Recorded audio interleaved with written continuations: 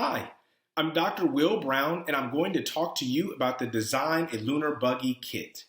Apollo 15, which launched on July 26, 1971, marked the beginning of NASA's most challenging crewed missions to the moon.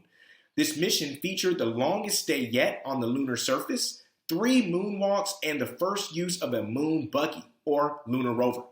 Only 2 more crewed missions followed after Apollo 15, Apollo 16, and Apollo 17. This year, we celebrated the 50th anniversary of the Apollo 14 mission.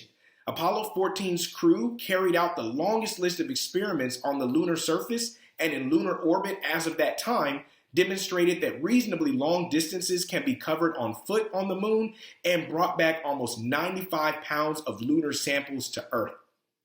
Your mission is to design and build a model of a lunar buggy that will carry equipment and astronauts on the surface of the moon, as well as determine the best slope of ramp for the rover to travel the farthest distance. Use the engineering design process to test your designs and record the distance traveled for each trial.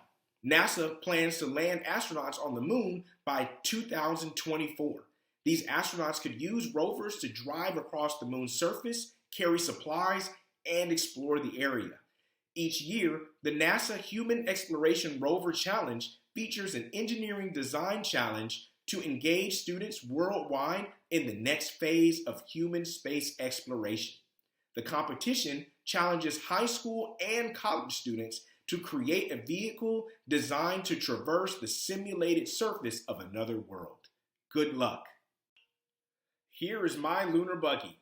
I was able to use a cardboard cereal box, some wheels, and kebab sticks. Use the materials in your kit and materials that you can find around your home to make your lunar buggy.